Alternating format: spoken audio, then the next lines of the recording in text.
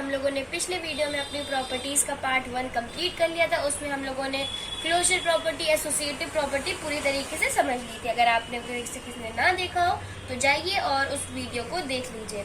और यहाँ पे मैं उसी के आगे से स्टार्ट कर रही हूँ प्रॉपर्टीज पार्ट 2, जिसमें मैंने आपको बताया था कि मैं सबसे पहले एसोसिएटिव प्रॉपर्टी पढ़ाऊंगी जो कि मेन है, उसके बाद एक और प्रॉपर्टी है, फिर उसको पढ़ेंगे। चलिए सबसे पहले पढ़ते हैं एसोसिएटिविटी। तो लेट्स गेट स्टार्टेड। तो आप यहाँ देख सकते हैं हेडिंग डली हुई है associativity of addition and multiplication.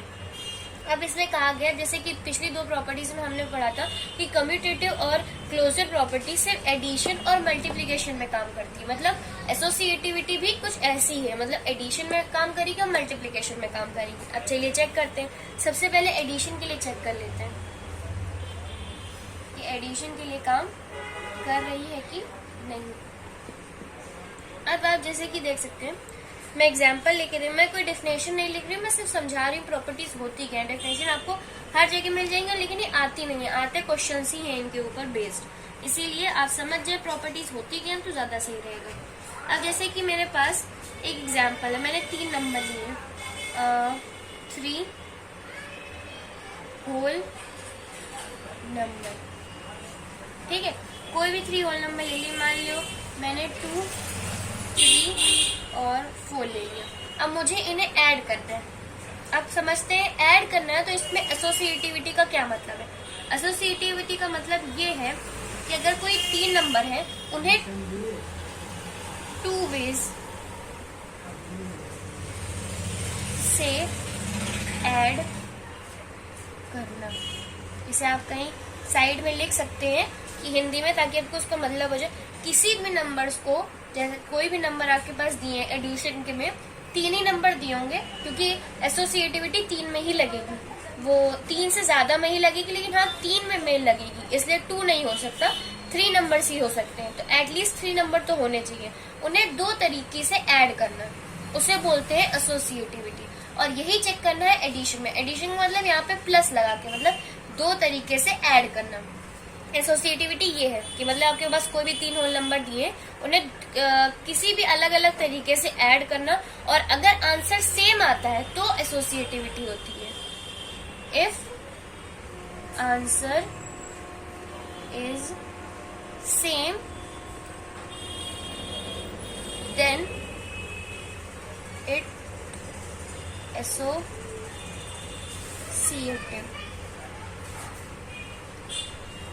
Okay, तो ये आप अलग से लिख लें ताकि आपको समझने में आसानी रहे। ये कोई वो नहीं है डेफिनेशन, मैंने अपने हिंदी के माध्यम से अच्छी तरीके से आपको समझ में आए, इसलिए मैंने लिखा है।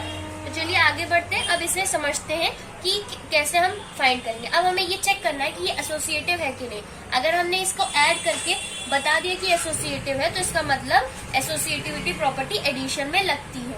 इसके लिए हमें क्या करना है, इनको प्लस करना है। 2 + 3 + 4 यही करना है ना, वो भी 2 तरीके से, तभी पता चलेगा कि हमारी एसोसिएटिव है कि नहीं। चलिए 2 तरीके से करते हैं। अब सबसे पहले क्या होगा, मान लीजिए मैंने क्या किया, पहला पॉइंट 2 + 3, इन 2 नंबर को ब्रैकेट में कर लिया, +4 ये कर दिया हमने। तो अब इसका आंसर क्या आएगा, 2 + 3 5, फिर +4 4, आंसर आया 9। ये हमारा पहला तरीका। अब चलिए दूसरा तरीका करते हैं। अब हम देखते हैं कि अब इस बार हम लोग क्या करेंगे, पहले 4 बाहर था, अब हम लोग 2 को बाहर रखेंगे, प्लस लगा देंगे और 3 और +4 को ब्रैकेट में कर देंगे। तो हमारा आंसर क्या आएगा, 2 ऐसे ही रहेगा, 3 + 4 7, 7 + 2 9। तो ये हमारा दोनों आंसर सेम है, दोनों आंसर हमारे सेम आ गए। इसका मतलब यहाँ पे एसोसिएटिविटी प्रॉपर्टी लग रही है। यही चीज आपको करनी है, किसी भी 3 नंबर को 2 तरीके से ऐड करने को, 2 तरीके से ऐड करना, और अगर उनका आंसर सेम आ जाए तो इसका मतलब है इसमें एसोसिएटिविटी प्रॉपर्टी लग रही है। ये देख सकते हैं, ये एग्जाम्पल है एनसीईआरटी का, ये इसे आप नोट कर लीजिए तभी आपको समझ में आएगा। और इसे भी साइड में आप स्टार बना के लिख सकते हैं। दो तरीके से ऐड करना। मैंने इसे दो तरीके से ऐड किया। पहले मैंने 2 और 3 को ब्रैकेट में लिया, फिर मैंने 3 और 4 को ब्रैकेट में कर दिया, बस और कुछ नहीं, क्योंकि ये नया तरीका हो गया, दो वेज हो गए। तो हमने इसे कर दिया, आंसर हमारा सेम आ गया। तो हमें पता चल गया कि ये जो है वो एसोसिएटिव है। तो इसका मतलब है एडिशन में एसोसिएटिविटी प्रॉपर्टी लगती है। ठीक है, अब चलिए आगे बढ़ते हैं। अब नेक्स्ट हमारा मल्टीप्लिकेशन का भी चेक कर लेते हैं कि मल्टीप्लिकेशन हमारा एसोसिएटिव है कि नहीं। इसमें भी सेम तरीका है, हमें 3 होल नंबर्स लेने हैं और उसे क्या करना है, क्या देख ऐसे लिख देते हैं, 2 वेज से मल्टीप्लाई करना है if answer is same then it is associative.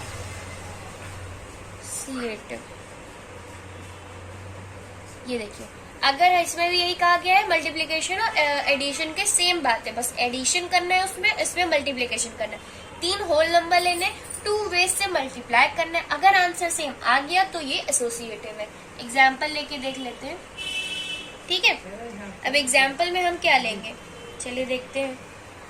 मान लीजिए मैंने एग्जाम्पल लिया कि 3 मेरे पास नंबर है, 6, 5, 3। अब हम इसे चेक करते हैं कि ये एसोसिएटिव है कि नहीं है। चलिए पहला तरीका मैं अब हमें इसे मल्टीप्लाई तो करना है, यही तो लिखा है। क्या करना है, मल्टीप्लिकेशन लगाना है। हमने तीनों में मल्टीप्लिकेशन लगाई, लेकिन एसोसिएटिविटी इसकी चेक करनी है। तो कैसे करेंगे, इन्हें दो तरीके से करके देख लेंगे। ठीक है, तो पहला क्या हो सकता है, हम इसको ब्रैकेट में करते हैं सेम, बस अलग अलग रहेगा का, वहां पे प्लस है, यहाँ पे मल्टीप्लाई रहेगा, इंटू 3। ठीक है, और दूसरा तरीका क्या होगा, हम 6 को बाहर रखें, इंटू 5 और 3 को ब्रैकेट में कर दें। ये देखिए, ये दो तरीके हैं।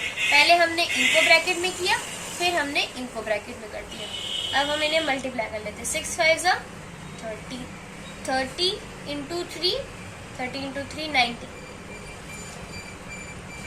अब इसमें देखते हैं 5 इंटू 3 15, 15 इंटू 6 9। तो आंसर तो हमारा सेम आ गया।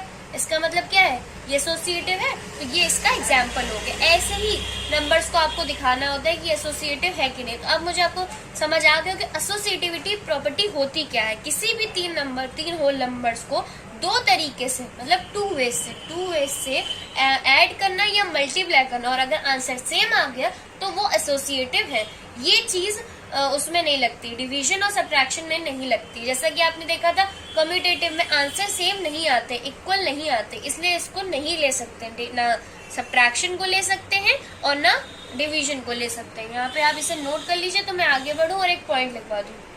नोट कर लीजिए, ये एक पॉइंट है जो आप लोग नोट कर लीजिए, जिससे कि आपको याद रहे कि associativity is not applicable for division and subtraction. ये डिवीजन और सब्ट्रैक्शन में एसोसिएटिविटी प्रॉपर्टी नहीं एप्लीकेबल होती है, सिर्फ एडिशन और मल्टीप्लिकेशन पे ही फॉलो होती है। तो इसे आप नोट कर लीजिए और आगे अपनी नेक्स्ट प्रॉपर्टी पे हम फिर बढ़ते हैं, जिसका नाम है डिस्ट्रीब्यूटिविटी। उसके बाद मैं कुछ एग्जाम्पल्स आपको करवा दूंगी। चलिए नोट कर लीजिए। अब नेक्स्ट प्रॉपर्टी हमारी distributivity of multiplication over addition. इसका मतलब क्या है समझ लेते हैं। एनसीईआरटी में थोड़े एग्जांपल्स दिए गए या फिर समझाने की कोशिश करी, बहुत लंबा है और आपको समझ में भी नहीं आएगा और कुछ चला भी जाएगा। तो इसको हम थोड़ा एक एग्जाम्पल से समझते हैं तो बहुत आसानी से हमें समझ में आएगा। डिस्ट्रीब्यूटिविटी ऑफ मल्टीप्लिकेशन, मल्टीप्लिकेशन का ओवर एडिशन, एडिशन के ओवर। तो इसका मतलब क्या है, हमने पढ़ तो लिया, अब इसका मतलब हमें नहीं पता है, तो उसको एग्जाम्पल लेते हैं। लेट करते हैं हम लोग 3 whole numbers. Let 3 whole numbers, हमें 3 नंबर लेट करने हैं। हम चलिए मान लेते हैं हमारे पास है 2, 3 और 5। सबसे आसान है ये 3 नंबर। अब हमें इन्हें बताना है distributivity of multiplication over addition. इसका मतलब क्या हुआ? इसका मतलब ये है, मान लीजिए सबसे पहले मैंने 2 लिखा, ठीक, फिर इसे इंटू लगाया और अंदर लिख दिया 3 + 5, ठीक। 3 + 5 प्लस में है और 2 इनके मल्टीप्लाई में, तो यहाँ पे मल्टीप्लाई भी आ गया, मल्टीप्लीकेशन है, यहाँ पे एडिशन भी आ गया, दोनों एक साथ आ गए। अब इसकी डिस्ट्रीब्यूटिविटी हमें चेक करनी है। उससे पहले आप ये बताइए, अगर हम इसे सिंप्लीफाई करेंगे तो इसे किस तरीके से लिख सकते हैं? इसे अगर हम और आगे सिंप्लीफाई करें तो हम इसे किस तरीके से लिख सकते हैं? समझ आया? नहीं, चलिए आगे बढ़ते हैं। इसके लिए हमें क्या करना होगा? सिंप्लीफाई करने के लिए हमें क्या करना है? 2 × 3, हमने 2 × 3 कर दिया, ब्रैकेट खोला ना हम लोगों ने, 2 × 3 कर दिया, आगे प्लस लगा है तो हम लोगों ने प्लस लगा दिया। ऐसे ही तो करते हैं अगर किसी चीज ब्रैकेट खोल रहे हैं हम लोग, और फिर आगे 2 × 5, 2 × 5 कर दिया। तो ये क्या किया हमने? पहले 2 को 3 से मल्टीप्लाई करा और 2 को 5 से मल्टीप्लाई कर दिया, बीच में प्लस का साइन था तो बीच में प्लस का साइन आ गया। इसे ही बोलते हैं डिस्ट्रीब्यूटिविटी। अगर इसका आंसर और इसका आंसर, इन दोनों का आंसर सेम आ गया तो ये क्या है? Distributive.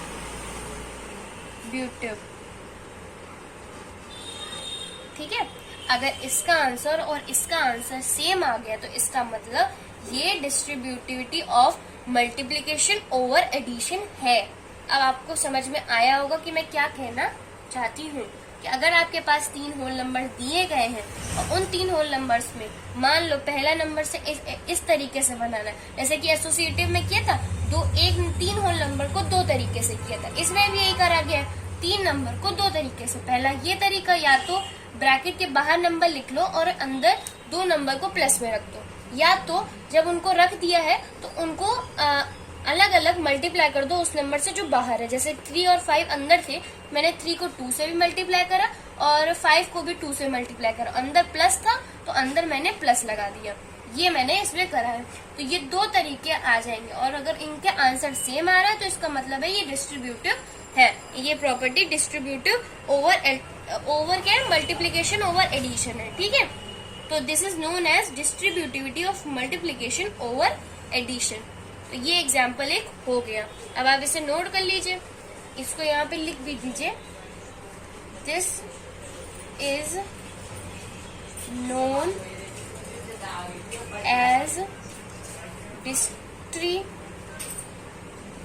Of multiplication over addition. ठीक है, तो ये हो गया हमारा इस तरीके से। अब चलिए इसी पे एक एग्जांपल कर लेते हैं तो पूरा हमारा क्लियर हो जाए कि आखिर डिस्ट्रीब्यूटिविटी होती क्या है। एग्जांपल से थोड़ा ज्यादा समझ में आएगा। चलिए करते हैं। तो चलिए अभी हम लोगों ने डिस्ट्रीब्यूटिविटी समझी, अब हमें उसे देखना है क्वेश्चन में कि हमें उसे क्वेश्चन में लगाना कहाँ है। आमतौर पर सबको समझ में तो आ जाता है प्रॉपर्टीज होती क्या, पर उसे क्वेश्चन में अप्लाई करना नहीं आता है। तो हम लोग क्वेश्चन देख लेते हैं। ये डिस्ट्रीब्यूटिविटी का ही है, आगे के जो कम्यूटेटिव है, क्लोजर है, उसके एग्जाम्पल मैंने नहीं करवाए, वो भी मैं करवा दूंगी। ठीक है, अगर आपको नहीं समझ में आता है। बाकी एक्सरसाइज में सारे हो जाएंगे, उसकी आप टेंशन मत लीजिए। तो चलिए स्टार्ट करते हैं। ये एनसीईआरटी का एग्जाम्पल है तो समझ लेते हैं। The school canteen charges ₹20 for lunch and ₹4 for milk each day. अभी इसमें क्या कहा जा रहा है, मान लीजिए आपकी स्कूल की कैंटीन है, जैसे हम सबकी होती है स्कूल की कैंटीन, तो उसमें क्या है कि वो लोग ₹20 लेते हैं लंच के और ₹4 लेते हैं मिल्क के। ठीक है, वो लोग मिल्क के ₹4 और लंच के ₹20 लेते हैं हर दिन, फॉर ईच डे। हर दिन वो यही कॉस्ट करते हैं। मतलब ये नहीं कि आपके महीने भर में सिर्फ ₹20 हुए और ₹4 हुए तो ऐसे 24 हो जाएंगे। मतलब ये नहीं कि 24 रुपए आपके पूरे महीने में लिए, वो हर दिन आपके ₹24 लेंगे अगर आप लंच और मिल्क दोनों ले रहे हैं। ठीक है, अब आगे बोले how much money do you spend in 5 days. वो कह रहे हैं अब आप कितने पैसे खर्च कर सकते हैं 5 दिन में ऑन दीज थिंग्स। मतलब अगर यही चीजें आप रेगुलर 5 दिन खरीदेंगे तो वो कितने पैसे हो जाएंगे। इनका सीधा सा मतलब है कि अगर एक दिन में इतने वो कॉस्ट कर रहे हैं तो आप 5 डेज में आपकी टोटल अमाउंट कितनी हो जाएगी। तो डिस्ट्रीब्यूटिव का मतलब हमने क्या समझा था कि 2 तरीकों से निकालना। तो मेथड 1 हम लोग पहले देखते हैं। मेथड 1 सॉल्यूशन, मेथड 1, ठीक है। मेथड 1 में क्या कह रहा है, find the amount for lunch for 5 days, find the amount for milk for 5 days. हमें क्या निकालना है, find amount of lunch and milk for 5 days. 5 days का लंच और मिल्क का अमाउंट हमें निकालना है। तो हमें क्या करना है, देन एड।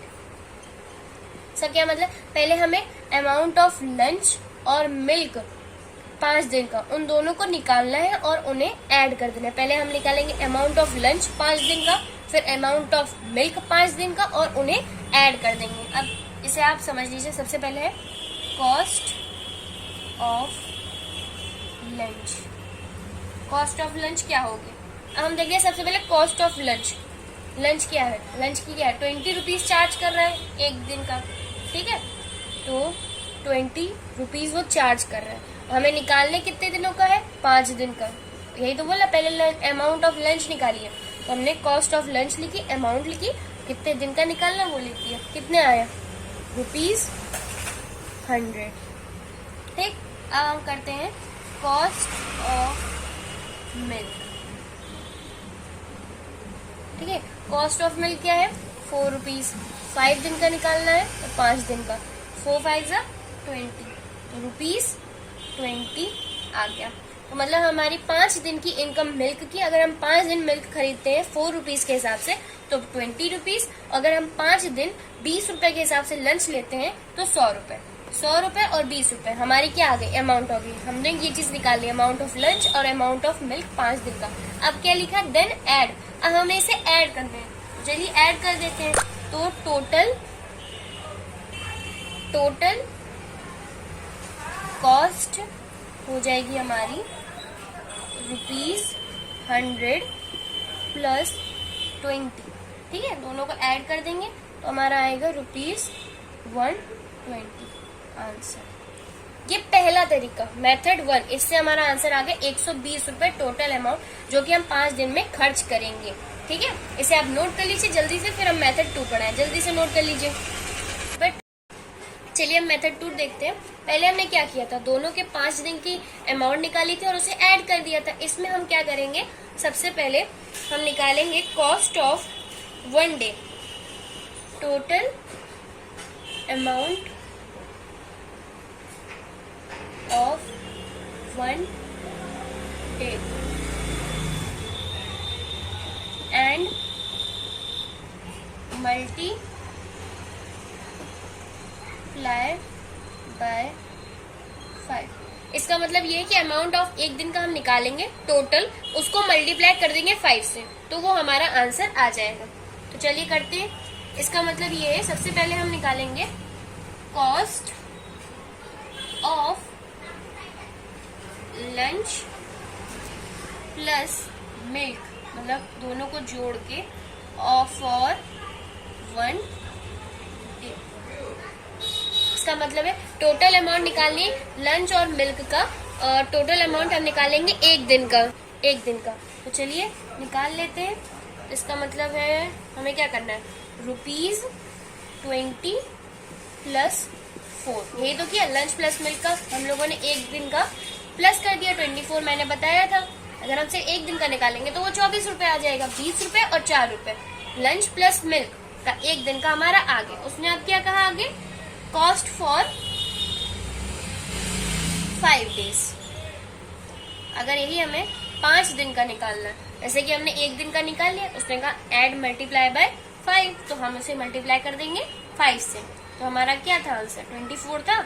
हमने 24 रुपीज को मल्टीप्लाई किया 5 से, हमारा आंसर आ गया 120 रुपीज, 120 आंसर। ये देखिए आंसर हमारा सेम आ गया दोनों तरीकों से, मतलब ये क्वेश्चन में डिस्ट्रीब्यूटिव लग रही है। तो ऐसे आपको अप्लाई करना है डिस्ट्रीब्यूटिव, कि आपको कहाँ देखना है और कैसे लगाना है। पहला तरीका मेथड 1, दूसरा मेथड 2, दोनों तरीके से हम लोगों ने इसको कर लिया। यही करते हैं डिस्ट्रीब्यूटिव लगाने के लिए। चलिए एक और क्वेश्चन कर लेते हैं, फिर इसको एंड करते हैं इस वीडियो को, और आगे फिर अगले वीडियो में आपको अगला टॉपिक पढ़ाया जाएगा। उससे पहले मैं एक्सरसाइज 2.2 आपकी कंप्लीट करवा दूंगी। तो चलिए आगे बढ़ते हैं, अगला क्वेश्चन करते हैं। अपना नेक्स्ट क्वेश्चन करते हैं, ये भी उसी एग्जाम्पल है एनसीईआरटी का। तो चलिए करते हैं। Find 12 into 35 using distributive. अब हमें इस क्वेश्चन में डिस्ट्रीब्यूटिव प्रॉपर्टी लगानी है। हमने पढ़ तो लिया भाई क्या होता है, लेकिन हम इसे लगाएं कैसे। तो चलिए वही इसमें करना है। हमारे पास सॉल्यूशन करना है 12 into 35। क्या करेंगे हम लोग, अब हमने एसोसिएटिविटी और डिस्ट्रीब्यूटिविटी देखी थी। चलो सबसे पहले हम लोग 12 को एज इट इज रख लेते हैं, इनटू यहाँ लगा देते हैं। और क्या था distributive, distributivity of multiplication over addition. तो मल्टीप्लाई तो आ गया, एडिशन हमें कहीं दिख ही नहीं रहा है। इस पूरे क्वेश्चन में आपको एडिशन दिखा, तो हम चलिए एडिशन भी लगा देते हैं। डिस्ट्रीब्यूटिव का मतलब ही यही, एडिशन और मल्टीप्लीकेशन साथ में। एडिशन के लिए हम क्या करेंगे, 35 है, 35 को ब्रेक कर देते हैं। पहले लिख लेते हैं 30 प्लस 5, इसका ये हमने कर लिया। 35 को हम लोगों ने तोड़ दिया दो फॉर्म में, 30 प्लस 5 कर दिया। चलिए आगे बढ़ते हैं। 12 लिखा हमने। अब हमने देखा था डिस्ट्रीब्यूटिव में कि हम लोगों ने, अगर हमारा एक नंबर इस फॉर्म में 12 बाहर है और 2 नंबर प्लस में, तो क्या किया था हम लोगों ने, आगे इसे कैसे सिंप्लीफाई करा था, पीछे हम लोगों ने देखा था। तो हम लोगों ने क्या किया, 12 into 30 लिख दिया। चलिए एक ब्रैकेट हमने ये बना दिया। अब हमने आगे प्लस का साइन लगा दिया, फिर ब्रैकेट में 12 into 5 कर दिया। यही किया था ना हम लोगों ने पिछले स्टेप में। आप फिर से देख लीजिए, 12 into 35, 12 ऐसे रहने दिए, 35 को 30 प्लस 5 में ब्रेक कर दिया, फिर 12 को into 30 प्लस 12 into 5 हम लोगों ने इसको भी ब्रैकेट खोल दिया। चलिए अब इसको मल्टीप्लाई कर लेते हैं, बस यही एक आंसर बचा है। 12 into 30 हमारा आएगा 360, 12 into 3 36 प्लस लगा देंगे, 12 into 5 कितना होता है 60, 360 प्लस 60 कितना होगा, हमारा होगा 420। तो ये हमारा आंसर आ गया। तो ऐसे ही अगर आपको कोई क्वेश्चन दिखता है तो इसे इस तरीके से करना है। 2 एग्जांपल्स मैंने करवा दिए, आई होप आपको समझ में आया होगा। इसी तरीके से एक्सरसाइज में भी यही क्वेश्चन है, एक्सरसाइज 2.2 में। अगर आपको कुछ लगाने में आते हैं तो आप लगा के देख सकते हैं, और अगर आपको आंसर चेक करना हो तो मैं एक्सरसाइज 2.2 करवा ही दूंगी, तो उसमें आप भी अपने आंसर चेक कर सकते हैं। वरना अगर आपको नहीं करना तो मैं एक्सरसाइज 2.2 करवाऊंगी, उससे आपको और क्लियर हो जाएगा। तो अभी मैं इस वीडियो को यहीं पे एंड करती हूँ, फिर अगले वीडियो में एक्सरसाइज होगी, देन उसका अगला टॉपिक हम समझेंगे इस चैप्टर का। तो चलिए बाय बाय। वैसे भी बहुत थोड़ा चैप्टर ये बचा है, उसके बाद हम लोग अपना नेक्स्ट चैप्टर स्टार्ट करेंगे। चलिए अगर आपको ये वीडियो अच्छा लगा हो तो प्लीज़ लाइक कर दीजिएगा, शेयर कर दीजिएगा, सब्सक्राइब कर दीजिएगा। Thank you for watching. Bye bye.